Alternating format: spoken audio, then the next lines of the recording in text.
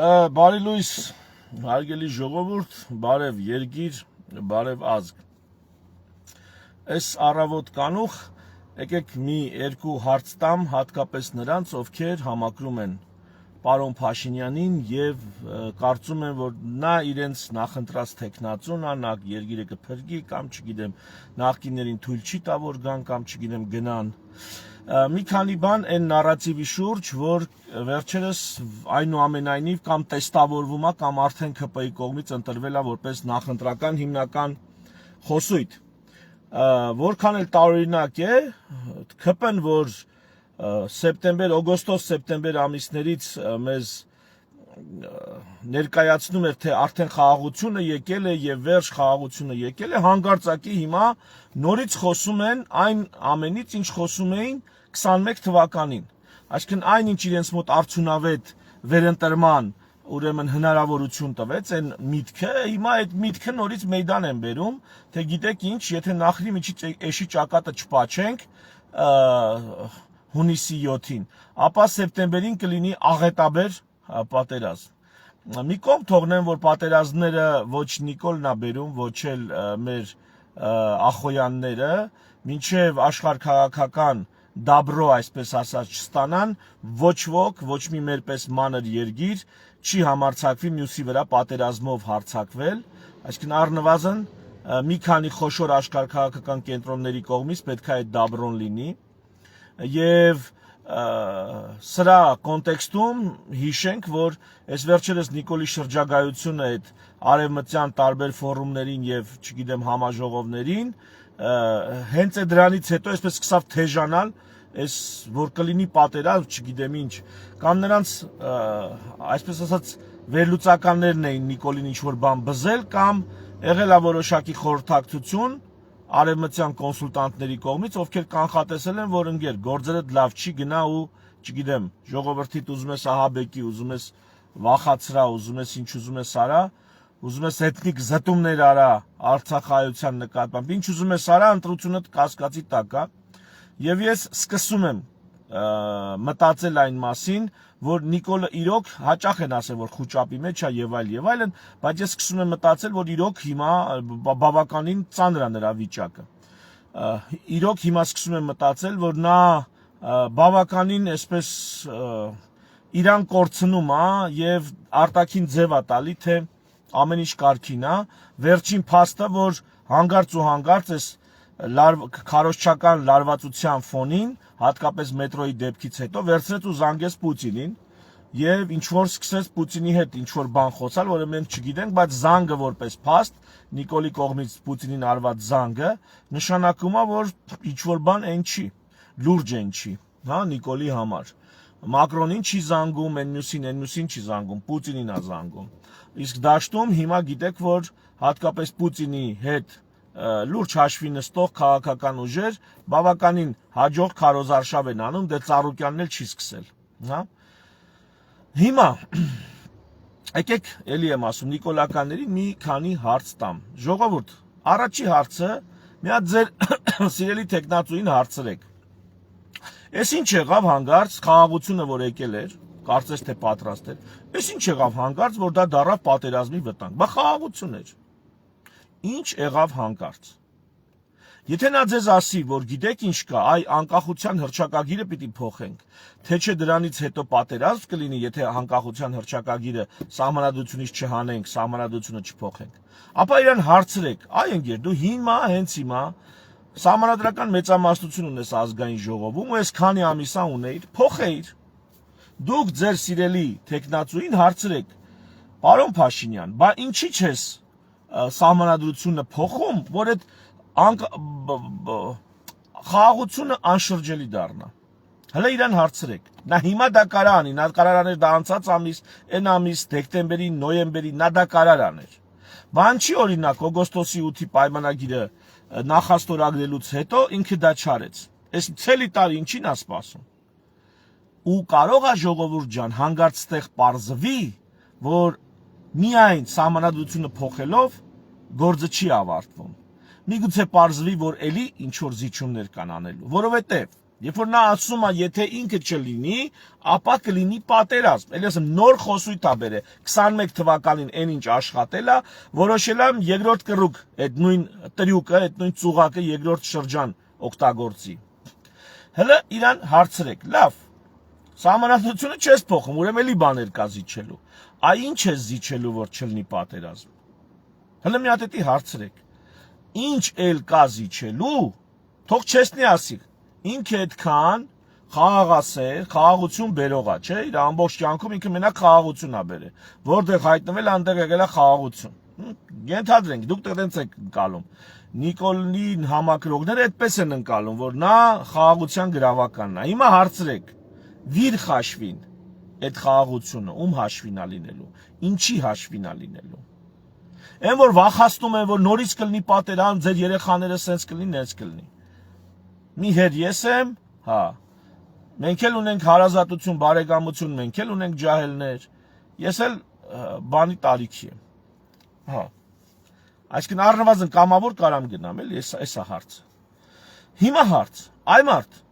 ինչ պտի զիջես, այդ խաղաղությունը, որ տենց, որ իբր թե մեր ջահելներին խնայելով, որտեղ ասում Նիկոլը Սաղկյանքը ջահելներ է խնայել, նա ամեն ինչ արել է, որ հանգարց սերունդը չկոտորվի, դե գիտեք, Նիկոլականները հատկապես սա շատ լավ գիտեն, Նիկոլի անցյալը։ Հիմա ինչն է պատճառը։ Ինչը պիտի զիջի, որ լինի խաղաղություն։ Հələ մի հատ գնացեք իրան հարցրեք, թեև կոնկուրենտ քաղաքական ուժերից ոչ ոք պատերազմից չի խոսում։ Սամվել Կարապետյանը, Տաշիրենք խոսում են տնտեսությունից եւ միայն տնտեսությունից, այդ հարցը ինչքանով է իրանց խոսքը քննադատության դիմանում։ Նրանք միայն տնտեսությունից են խոսում։ Քոչարյանը խոսում է ռուսների հետ լավ լնելուց, արտաքին հարաբերություններից։ Քոչարյանը խոսում է ռուսների հետ լավ լնելուց, արտաքին հարաբերություններից։ Ծառուկյանը ոչինչ չի խոսում։ Ոչինչ չի խոսում։ Այսինքն ըստ էության նրանք դեռ չեն սկսել իրենց քարոզարշավը։ Սերժ Սարգսյանը ընդհանրապես հանրապետական կուսակցությամբ չի էլ մասնակցում ընտրություններին։ Ընդհանրապես դուրս է եկել խաղից։ Նիկոլը ում դեմ է կռիվ տալի։ Այդ ով է վեր կացել։ Արման Թաթոյանը խաղաղությունից է խոսում։ Մենք 100 օրվա ծրագիր ենք ուզում իրականացնել, բոլորին դեմ եմ նախաձեռնությամբ։ Այսինքն եթե դեմ եք նրանց, դեմ եք Նիկոլին, կամ եթե Նիկոլին ալտերնատիվ չեն գտնում, մենք ասում ենք, գալիս ենք 100 օրով նոր ընտրություններ դնելու արդար եւ ավելի ներառական ընտրակարգով երկրին իշխանություն ընտրելու։ Մեր ծրագիրն էլ դա է։ 100 օրվա խնդիր, որով լուծելու ենք այն հարցը, որ այդ Նիկոլին դեմ եք, հա, նրանք մի բանի պետք չեն, եկեք մեզ ընտրեք։ Նրանց եք դեմ, Նիկոլը մի բանի պետք չի, եկեք մեզ ընտրեք։ Բոլորին դեմ եմ, ու մենք չենք ասում իշխանություն տվեք, մենք իշխենք երկիր, մենք ասում ենք իշխանություն տվեք, որպեսզի 100 օրով վերանայենք, 100 օրում վերանայենք ընտրակարգը, նոր ավելի արդար ու ներառական իշխանություն ընտրենք։ Այ այդ իշխանության մեջ ժողովուրդը ում ձայն կտա, ոնց կլինի արդար եղանակով, առանց ադմինիստրատիվ ռեսուրսը չարաշահելու, առանց մանիպուլյացիաների, առանց բոլորին դեմ եմ քվեաթերթիկ անտեսելու։ Մի տոկոս անցումային շեմով, որպիսի բազմաթիվ քաղաքական ուժեր առնվազն մեկ ճանաչված, հանրությանը ճանաչված ներկայացուցիչ ունենան պարլամենտում։ Էս ենք ասում։ Հիմա դուք գնացեք Նիկոլին այդ հարցրեք։ Բայց մինչև դուք կգնաք հարցնեք, մյուսների համար ես ունեմ պատրաստի պատասխան, որոնք կարող են նիկոլականներին այդքան էլ դուր չգա։ Բայց այդ պատասխանը ուզում եմ տամ։ Ուրեմն ոնց գցում բռնում եմ, տեսեք, ինչն է հետաքրքիր։ Պատերազմ թե խաղաղություն, չէ, այսպիսի այս երկու հարցի մեջ իբր թե արհեստականորեն ստեղծում են մտածմունք, պետք է ընտրություն անենք։ Ինձ թվում է պատերազմի ընտրության մեջ հարցը դա չի, պատերազմ թե խաղաղություն։ Պատերազմ ընտրողի համար հարցը այն է կապիտուլյացիա թե հաղթանակ։ Այսինքն եթե մարդը իմանա, որ պատերազմ ընտրելուց ընտրում է հաղթանակ, պատերազմով հաղթանակ, ապա այդ մարդը ավելի վճռական կընտրի պատերազմի տարբերակը։ Եթե պատերազմը տանում է կապիտուլյացիայի, ոչ ոք հիմար չի գնա ընտրի պատերազմ, ոչ ոք։ Ամենա, այսպես կռվարարն էլ, չի գնա պատերազմի, եթե գիտի, որ պատերազմը ավարտվում է կապիտուլյացիայով։ Իսկ ցանկացած մեկը այսօր որ նայի հայկական բանակի վիճակը, մեր տնտեսության վիճակը, մեր արտաքին դիվանագիտության վիճակը, մեր ներքին անհաշտության ու պառակտվածության վիճակը, ցանկացած քաղաքական ուժ գիտի, ընտրել պատերազմ նշանակում է ընտրել կապիտուլյացիա։ Այսինքն սուտ է այն միտքը, թե մենք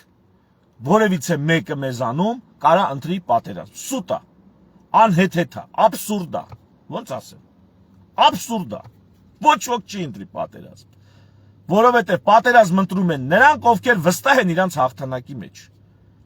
Այն նրանք կարան պատերազմ ընտրեն, բայց Հայաստանում չկա մի ուժ, որը վստահ է այսօրվա Հայաստանի Հանրապետության կարողությունների վրա այն աստիճան, որ կարող է պատերազմի դեպքում ենթադրենք էլի մի քանի ամիս համառ մարտերի արդյունքում կլինի հաղթանակ։ Չի լինի, ավելի վատը կլինի։ Նամանավանդ, որ պատերազմը դարել է էլ ավելի տեխնոլոգիական, քան թե 20 թվականին էր։ Իսկ մենք այդ տեխնոլոգիական պատերազմին բացարձակապես պատրաստ չենք։ Նամանավանդ, որ 20 թվականին հələ մենք ունեինք որոշակի խորություն, հա, տակտիկական է թե ստրատեգիական է, չգիտեմ։ Որոշակի խորություն ունեինք։ Այսինքն մի ճակատում կարային կռվեինք, նահանջեինք եւ ինչ որտեղ ենթադրենք կանգ առնեինք։ Հիմա այդ խորությունն էլ չունենք։ Օրինակ, եթե Սյունիքում սկսես պատերազմ, թե Նախիջևանից, թե Սյունիքի կողմից կարան թե Զանգելանի կողմից, թե Նախիջևանում կարան ծածկեն Սյունիքը։ Մենք հասկանում ենք, որ մեր դիրքերը մեզ թույլ չեն տալի գնալ հաղթանակող պատերազմի։ Ուրեմն սուտ է խոսում ցանկացած մեկը, ով ասում է Հայաստանում կա մի քաղաքական ուժ, մի խելքը գլխին մտածված քաղաքական ուժ, որ ուզում է պատերազմ։ Սուտ է։ Չկա, չեն ուզում, ոչ թե որովհետև եմ ասում կռվարար չեն, այլ որովհետև հնարավորություն չկա։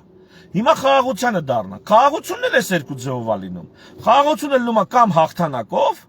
կամ կապիտուլյացիայով։ Ուրիշ ձևի խաղաղություն չի լինում։ Կամ կապիտուլյացիայով խաղաղություն։ Հիմա խաղաղություն ընտրողներին դուք որ տարբերակն եք ընտրում։ Հաղթանակով խաղաղություն, թե կապիտուլյացիայով խաղաղություն։ Եթե ընտրում եք հաղթանակով խաղաղություն, ապա ձեզ 3 մատի կոմբինացիա, ինչի որտեղ մենք պարտվել ենք։ Վա, ես ինչ ասեցի։ 3 մատ նկատի ունեմ այսենց, էլի, այսենց։ Թե մի այսենց, այսենց։ Այսինքն մենք պարտվել ենք, հնարավոր չի։ Հնարավոր չի։ Եթե կապիտուլյացիայով եք ընտրում, այս ամենաիրատեսականն, այսինքն ով այսօր Հայաստանում ընտրում է խաղաղություն, դա ստիպված է կապիտուլյացիայի արդյունքն է։ Ուրիշ ձևի խաղաղություն Հայաստանում չկա։ Նամանավանդ, եթե մի քիչ վերանանք պատերազմից, լավ, թուրքերը շահեր ունեն, ադրբեջանցիները շահեր ունեն, վրացիները, Իրանը շահեր ունեն։ Մենք էլ շահեր ունենք, որոշ տեղերում այդ շահերը բախվում են իրար։ Եթե ընդունենք խաղաղություն, եւ մրցակցություն կա, ասենք, մեր ու ադրբեջանցիների միջև։ Այդ մրցակցությունը խաղաղության պայմաններում շարունակվում է, շարունակվում է։ Այդ մրցակցության մեջ մենք մեր շահերի համար դիմադրում ենք խաղաղ միջոցներով։ Եվ եթե դիմադրում ենք, դա ի՞նչ է։ Պատերազմ է։ Այս հարցը կա։ Օրինակ, մենք կարանք մեր տարածքում խոսենք ինչ ուզում ենք, մենք մեր ներսում։ Ոնց որ ադրբեջանցիները ինչ ուզում խոսում են։ Մենք կարանք մեր ներսում մեր պատմությունը չսարքենք Հայաստանի պատմություն, այլ թողենք հայոց պատմություն։ Կարանք դա անենք։ Դա մեր գործն է։ Ադրբեջանցիները ուզում են որ լինի Հայաստանի պատմություն։ Լավա չեն ասում Հայաստանի Հանրապետության պատմություն, այսինքն 100 տարվա պատմություն լրիվ։ Այդ դրան են կհասնենք։ Մի խոսքով, ստեղ խնդիր կա ու տեսեք ինչն է իմ կարծիքով Նիկոլ Փաշինյանի թաքուն պլանը։ Նիկոլ Փաշինյանը կապիտուլյացիան ստորագրելու հետ միասին խոստացել է այդ կապիտուլյացիան ամբողջ ծավալով ի կատարածի։ Եվ արտաքինից առաջին հայացքից մեզ չեն ասում, որ դա անպայման կամ բեզագավորոշնի կապիտուլյացիա է, դա մեզ չեն ասում։ Քի որովհետև հենց Նիկոլը դա խոստովանի, պրոբկի պես կթռնի, որը դա խոստովաներ, պրոբկի պես կթռներ։ Դրա համար պետք է պոպուլիզմով ինչ որ խաբս տա, ոնց որ ժամանակին խաբս էր տալի, թե Հադրութ ու Շուշիա հետ բերելու, հետո ասեց հնարավոր չի։ Հիմա էլ շատ բաներ կլսեք, որը մի 2 տարուց ասել է դե հնարավոր չեղավ։ Իսկ ի՞նչն է այդ պլանը։ Ուրեմն տեսեք, ժողովուրդ։ Ցանկացած կապիտուլյացիա իր մեջ ունի մի քանի բաղադրիչ։ Վերցրեք Ճապոնիայի կապիտուլյացիան, Գերմանիայի կապիտուլյացիան։ Վերցրեք այն, որ Ռուսաստանն է Ուկրաինային պահանջում եւ կապիտուլյացիա կհամարի, եթե ինչ որ կետեր լինի։ Այսինքն կապիտուլյացիան իր մեջ մի քանի բաղադրիչ ունի։ Առաջինը դեմիլիտարիզացիա, բանակի վերացում, բանակից հրա։ Կարակ Ալեքսանդրապոլի պայմանագիրը վերցրեք մեր պատմական անցյալից։ Առաջինը բանակից հրաժարում։ Այսինքն կապիտուլացվող կողմը ընդունում է, որ զենքերը վայրադնելու եւ լուծարելու է բանակը, պահելու է փոքրաթիվ զորք, որպես ոստիկանություն։ Սա արել է Ճապոնիան, սա արել է Գերմանիան, սա արել է Ալեքսանդրապոլի պայմանագրով, սա գրված է եղել, որ Հայաստանը պիտի անի։ Հիմա սա պայմանագրում գրած չի, բայց Նիկոլը սա խոստացել է։ Եվ դրա համար նույնիսկ միլիարդավոր դոլարների զենքի զակազ ունենք, պատվեր ունենք Չինաստանի հետ, բայց այդ ամեն ինչը մի կողմա դրած հիմա, այսպես կարելի ասել, սառեցված է եւ ձևական բնույթ է կրում բանակաշինությունը։ Չկա ընդհանրապես բանակաշինություն։ Ավելին, կարևորագույն դիրքերը, որոնք մեր սահմաններին կան, հանձնված է Ադրբեջանին, Թաթոյանը, որ ներկայացնում էր, որ առաջ են եկել։ Կարևոր եւ ոչ միայն Արթուրը Համբարձումյան ներկայացնում էր, որ դիրքեր կան, եթե չեմ սխալվում, Սև լճերի շրջանում, բայց ամենայն դեպս ստույգ տեղը չգիտեմ։ Դիրքեր կան, որտեղ մեր զինվորները ադրբեջանական պոստով են անցնում։ Ադրբեջանցիները ստուգում են մեր զինվորներին, տենում են հոշատ զենք բան չեն տանում, նոր թույլ են տալի, որ մերոնք բարձրանան իրենց դիրքեր։ Ահա այս խայտարակ վիճակը, որ կա բանակի եւ բանակաշինության հետ, ահա այդ ամենը այդ դեմիլիտարիզացիայի պայմանն է, որը Նիկոլը պետքա շարունակի, այսինքն պիտի շարունակի լուծարել բանակը։ Մի անգամից հիշեցնեմ, թեև գիտեք Նիկոլը խաղաղության աղավնի է, բայց երբ որ 20 թվականի պատերազմում ինքը կարար ժամանակին կանգնեցնել պատերազմը եւ խնայեր ոչ միայն կյանքեր, այլ նաեւ ռեսուրս, միլիարդավոր դոլարների զենք զինտեխնիկա, որպեսզի երկիրը դիմադրողականություն ունենա, գնա վերքերը լպստի մի կերպ ուշքի գա, վերադասավորվի ու ունակ լինի դիմադրելու, ահա Նիկոլը դա չարեց, թե իր կամքով չարեց, թե իր ընկերների, կոնսուլտանտների կամքով չարեց, սպասեց այնքան մինչև բանակը հիմնահատակ կկոտորվի։ Այդքան սպասեց, նոր կապիտուլյացիան ստորագրեց։ Այսինքն բանակը ոչնչացնելու ծրագիրը հենց 20 թվականի 44-օրյա պատերազմից գալիս է։ Պատերազմը պահել ենքան, մինչև ողնաշարը բանակի կոտրվի, մարտունակությունը, միլիարդավոր դոլարների զենքը ոչնչանա, իսկ հետո ամեն ինչ անել, որպեսզի չվերականգնվի, հակառակը գնա դեգրադացիա։ Դա մի պայման կապիտուլյացիայի, որ Նիկոլը ստանձնել է։ Եվ երբ որ ինքը ասում է ես չգամ, պատերազմ կլինի, նա նկատի ունի, որ ինքը չգա, այդ կապիտուլյացիայի կյանքի կոչելու ծրագիրը չի իրականանա։ Բնականաբար ով կգա կասի, քելեք բանակը լուծարենք։ Ով կգա կասի, քելեք մարտունակությունից հրաժարվենք։ Քելեք ընդհանրապես հույսներս դնենք թուրքական եւ ադրբեջանական զորքի վրա։ Այ նրանք մեզ ինչքան կպաշտպանեն, կպաշտպանեն։ Ումից պետք է պաշտպանեն։ Իրանից, Իրանը կյանքում մեր վրա չի հարձակվել, ոչ այն ժամանակ, երբ որ առաջին հանրապետությունն էր, ոչ էլ այս ընթացքում։ Վրաստանից Վրաստանն է մեր վրա չի հարձակվել, Վրաստանը բարեկամ երկիր է, ինչքան էլ առանձնակի տարաձայնություններ եւ այսպես կոլորիտային մրցակցություն կամ նախանձի դրսևորումները իրար նկատմամբ փոխադարձ երկկողմանի։ Այնուամենայնիվ Վրաստանը մնում է մեզ բարեկամ կամ հարևան կամ ընկեր երկիր, եթե ոչ եղբայր երկիր։ Առիթից օգտվեմ բանին ասեմ, Ալեն Սիմոնյանին, որ Ջավախքը Վրաստանն է, այդ ով ասե Ջավախքը Վրաստան չի։ Ինչ Հավվայի բաներ եք հորինում։ Ալեն Սիմոնյանը տես բան է ասել, որ յանիք ստեղ ուժեր կան, որոնք Ջավախքի վրա աչք ունեն։ Ես Ջավախքի ծնունդ եմ։ Ընկեր, մեկին տեսել եք, որ ասի Ջավախքը Վրաստան չի։ Մեկին տեսել եք։ Ինչ ստից բաներ եք, շուն եք հաչացնում վրաներս։ Ինչ ստից կեղտ եք բերում մեր վրա։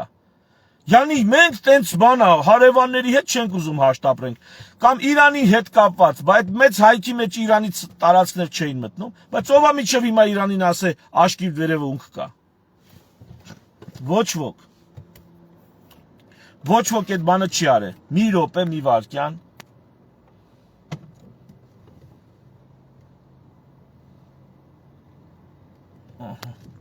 Ճամփատան, որ դիմացինս կանգնի, էլի։ Հա։ Ոչ ոք այդ բանը չի արել։ Էնպես որ ստից ձեզնից մի հորինեք բան իրանք հորինում են, որ իրանք էլ հաղթահարեն։ Իրանք մոգոնում են իբրև թե Վրաստանի հետ կապված մենք բանը, ինչ որ տարածքային հարցեր ունենք, իբր թե, որ յանի իրանք էլ կան այդ հարցերը լուծեն, որպես խաղաղասեր։ Դուք մի հրահրեք, հիմա էլ Վրաստանի դեմ Ալեն Սիմոնյանը, դու պատկերացնում ես դա ինչ է։ Ալեն Սիմոնյանը Վրաստանի դեմ հիմա տենց հայտարարություն է անում։ Չեմ ուզում վատ բաներ ասեմ, բայց ամենա փիս բաները քեզ հասնում է, այ պրովոկատոր։ Այ պերաշկի գզողի ձեռի տակի բան, անձնական օգտագործման ընկեր։ Ինչ ես Ջավախքի անուն տալի։ Ինչ գործ ունես դու Ջավախքի ու Վրաստանի հետ։ Այդ որ Ջավախցին է միջև հիմա բան արե, ինչ որ հարցեր բարձրացրե կամ ասե աշկիդ վերև ունք կա։ Մի բզբզեք։ Հավայի մի բզբզեք, իրանք բզբզում են, իրանք պատերազմ հրահարում են, իրանք կոնֆլիկտը հրահարում են, հետո գալիս են ասում են մենք, հետո կապիտուլացվում են, հետո գալի ասում են մենք խաղաղություն ենք բերում։ Դուք հենց հիմա փաստացի Ջավախքի հարցը շոշափելով Վրաստանի կոնտեքստում, դուք հրահրում եք թշնամանք Հայաստանի ու Վրաստանի միջև։ Հենց դուք ձեր ազգային ժողովի նախագահը հրահրում է թշնամանք Հայաստանի ու Վրաստանի միջև։ Հիմա մի խոսքով դեմիլիտարիզացիան մի պայման կապիտուլյացիա։ Երկրորդը այդ Գերմանիայի դեպքում կոչվել է դենացիֆիկացիա, հիմա այդպես որպես խոսք օգտագործում է, բայց միտքը ինչումն է։ Ազգային ինքնության ոչնչացում, այսինքն կապիտուլացվող կողմը պարտավորվում է ոչնչացնել իր ազգային ինքնությունը։ Ճապոնացիների դեպքում դա ամենալավն է երևում։ Բազմաթիվ իրանց ներքին տրադիցիոն ինքնությունը ապահովող գաղափարներ, սովորություններ ճապոնացիները պարտավորել էին մոռանալ, հեչ անել։ Նույնը ուկրաինացիներին է պարտադրում Ռուսաստանը, ասում է պետք է ձեր ազգային ինքնությունը մոռանաք։ Ձեր ազգային դիմագիծը չշեշտեք, չխոսեք դրա մասին։ Ճապոնիայում, երբ որ երկրորդ աշխարհամարտի ժամանակ Ճապոնիան հանձնվում է, հանձնվելուց հետո ժողովուրդ, չգիտեք ով գիտի, ով չգիտի, ասեմ, նույնիսկ կատանան, այդ թրերը, որ ճապոնական խորհրդանիշ է, բայց արդեն ապրում ենք ատոմային դարում, ատոմային ռումբերի դարում, թրերն ինչ պետք է անեն։ Նույնիսկ ամերիկացիների կողմից արգելված է եղել թրեր տանը ունենալը։ Ով ունեցել է տանը կատանա, պետք է տաներ հանձներ։ Տասնամյակի չափ, մինչև 53 թիվը կարծեմ, էսի ձգձգվում է այս հարցը, որ կատանաները բռնա գրավում էին։ Պետք է գնային հանձնեին, դա ազգային ինքնության խորհրդանիշ է, չպետք է ունենաս։ Ազգային ինքնության մարտունակության խորհրդանիշ է, զինվորականության խորհրդանիշ է, պետք է հանձնեիր, չպետք է ունենայիր։ Արդյունքում ինչ է լինում։ Մինչև 53 թվական ասում են ժողովուրդ ջան, այդ ճապոնական վերնախավ էլիտաները ամերիկացիներին համոզում են, որ ընկեր սա սուվինիրի պես բան է, էլի ինչ ազգային ինքնություն։ Սուվինիրա թոմարտիկ իրանց տներում պահեն, նոր այդ արգելքը դուրս է գալի։ Մինչև այդ նույնիսկ կատանան ատոմային տերության համար վտանգ է եղել։ Թուրը այդ սամուրայների, նույնիսկ սամուրայի թուրը ատոմային զենք ունեցող պետության համար եղել է աշկի փուշ, վտանգ։ Ինչ վտանգ, որպես զենք ոչ, որպես ազգային ինքնություն։ Ահա կապիտուլյացիա երկրորդ բաղադրիչը ազգային ինքնությունից հրաժարվելն է, որը Նիկոլը պիտի կյանքի կոչի եւ որը հիմա իրականացնում է արցախցիների, ղարաբաղցիների նկատմամբ էթնիկ զտումներ ծրագրելով, փափուկ ուժի միջոցով, բարոյական ճնշման միջոցով, արհեստական խոչընդոտներ ստեղծելու միջոցով, նրանց ապակենտրոնացնելով միտեղ չէ կարար հավաքեր մի բնակավայրեր, ասենք լինեին արցախահայության բնակավայրեր, կարար տենց լիներ, ոնց որ սովետական շրջանում եղել է, չէ, վանեցիների բնակավայր, մարտունեցիների բնակավայր, մշեցիների բնակավայր, չգիտեմ, Խոյ Սալմաստից եկած ժողովուրդների բնակավայր, դա միջև ցարական Ռուսաստանի ժամանակ է եղել։ Այդպես չեն անում, ղարաբաղցիներին թույլ չեն տալի, որպեսզի միտեղ հավաքվեն, որպեսզի իրենց ինքնությունը պահեն։ Նրանք պետք է ցրվեն գնան ոտատակ։ Ոտատակ պետք է լինեն մոռանան թե իրենց ինքնությունը, թե բարբառը, թե սովորությունները, պիտի մոռանան։ Նրանք ամենտեղ պետք է իրան խեղճ զգան, խեղճացած, որ հանգարց հայի ինքնությունը, Արցախահայի ինքնությունը նրանցում չապրի։ Որովհետև հայի ամենա կոշտոգլուխ ամենահամար կերպարն է։ Փաստացի։ Լավ անցանք։ Ուրեմն էսի երկրորդ պայման։ ազգային ինքնության ոչնչացում կապիտուլյացիայի մեջ։ Երրորդ պայմանը ցանկացած կապիտուլյացիայի մեջ կապիտուլացնող կողմը իր կարևորագույն ռեսուրսները կամ որոշակի տարածքներ զիջել է հաղթող կողմին։ Ինչ ենք մենք զիջում։ Զոդի հանքը փակեցին։ Միակ ամենամեծ ռեսուրսը տարածաշրջանում, միակ չի, ամենամեծ ռեսուրսը դա բանն է։ Կոմունիկացիաներ, որ պետքա կապեինք արևելք արևմուտքի հետ։ Ադրբեջանցիք դա որպես Զանգեզուրի միջանց պահանջել են, Նիկոլն է գնաց թե ստորագրելա թե ռուսների հետ, թե ամերիկացիների հետ, որ դա լինելու է անխոչնդոտ ադրբեջանցիների համար։ Այսինքն, այսպես կոչված սերվիտուտային իրավունքով։ Օգտագործման իրավունքով առանց վարձի։ Վարձով տալու նման իրավունքը տվել է օգտագործման, բայց դիմացը վարձ չի ստանալու։ Այս էլ մյուսը, որ էլի Նիկոլը դեռ պիտի իրականացնի, այդ պայմանագիրը վերջնական ստորագրած չի։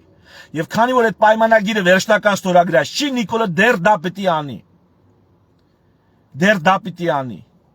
Այս ամեն ինչի մեջ այս ռեսուրսների մեջ մտնում է նաև նոր ուրեմն վերաբնակեցում քիչ ու միջ ադրբեջանցիներով վերաբնակեցում։ Սկզբում վերաբնակեցում, հետո մի երկու հատ մզկիթ կկառուցեն։ Հետո կամաց իրանք գիտեն իրենց անելիքը, իրենք 100 տարվա ծրագիր ունեն։ Այդ մենք ենք, որ սկի 100 օրվա ծրագրի շուրջ չեն կարող ընդհանուր հայտարարի գանք։ Բոլորին դեմ եմ 100 օրվա ծրագիրը առաջարկում։ Ոչ ոք sense առանձնակի չի կարևորում, ոչ մի քաղաքականոց չի ասում, «Օրա հայելի քելեք սատրիոմ նովը начнем, էլի քելեք գցենք Նիկոլին,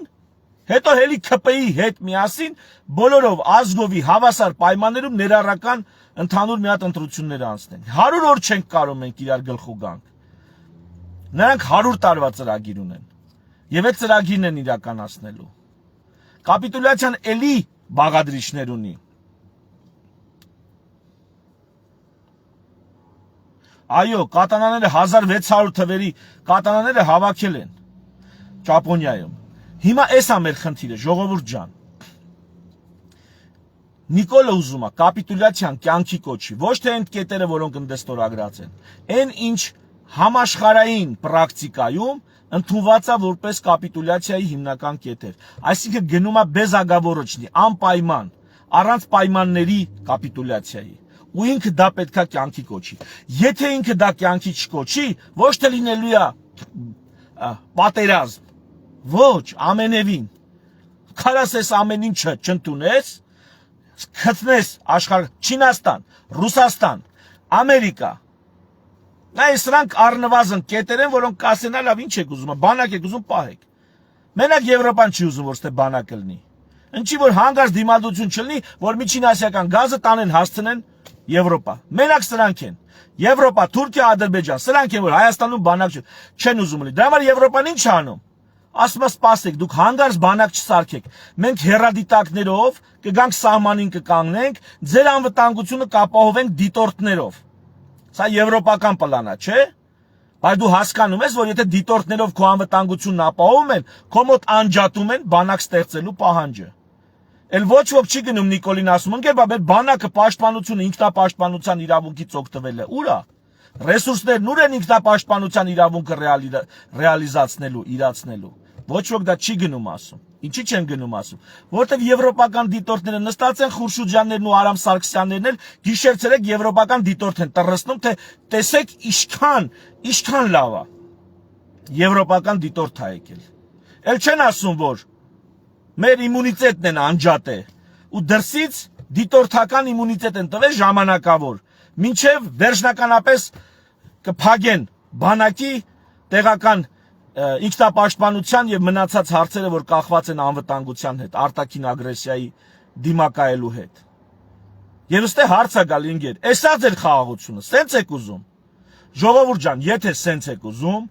ավել բան չունեմ ասելու։ Մի անգամից գնացեք հանրակրվեի դրեք Թուրքիայի հետ միանալու եւ միասնական պետություն դառնալու հարցը։ Թուրքիան կլինի 80 միլիոն, մենք կլինենք 3 միլիոն, կլինի միասնական պետություն։ Դրանից հետո ինչ էլ կլինի, դե ինչ անեմ, հերն էլ անիծած։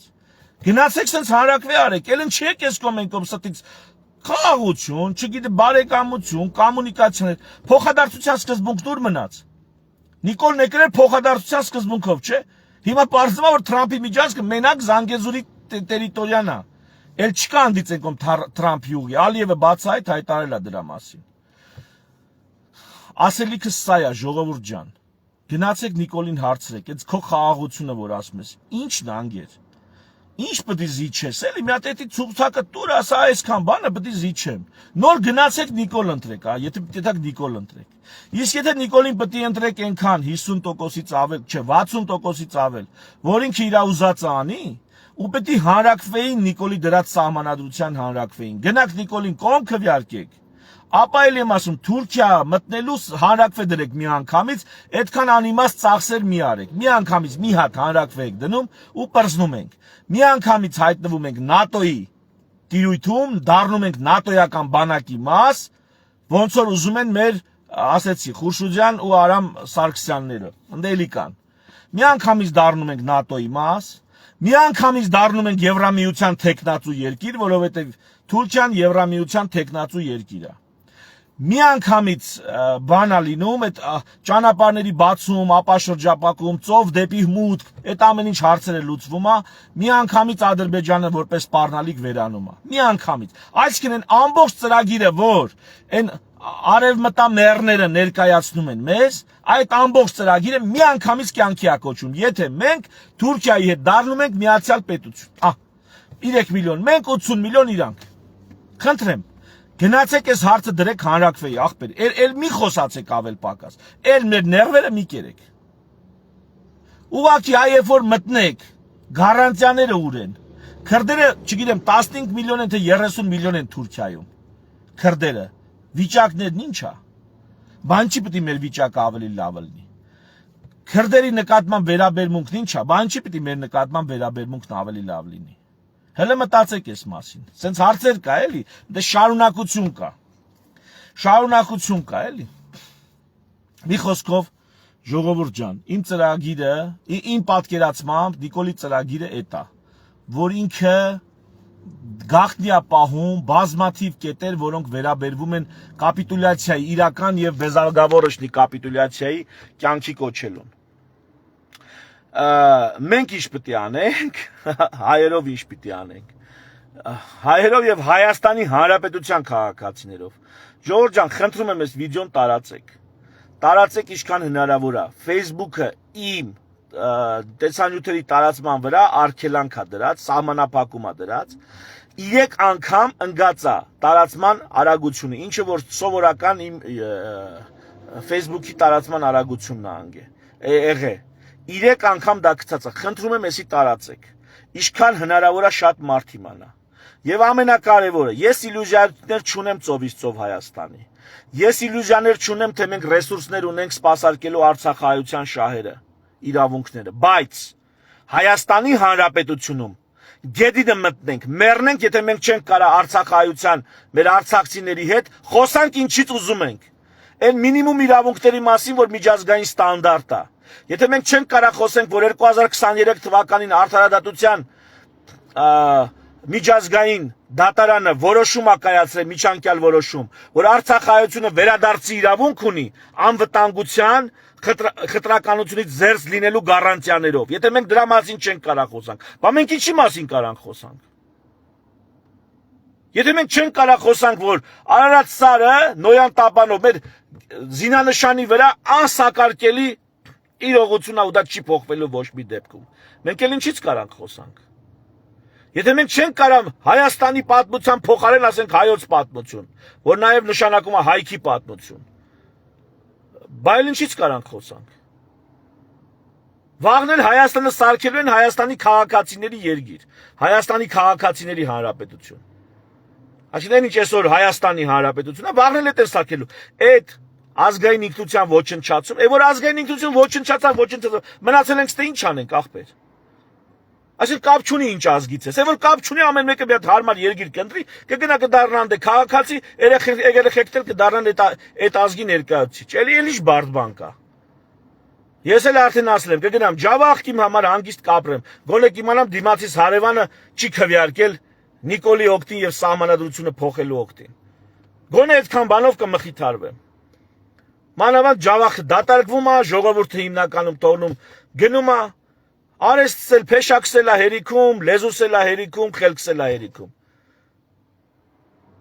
Ու 1000 անգամ ավելի մեծ սիրո եւ հարգանքի կարժանանամ, քան ստե եմ արժանանում։ 1000 անգամ ավելի մեծ ընդունելություն ունեմ այնտեղ, քան ստե եմ ես ունենում։ Խելքներս գլուխներս հավաքենք ու խելքներդ գլուխները հավաքեք, ժողովուրդ։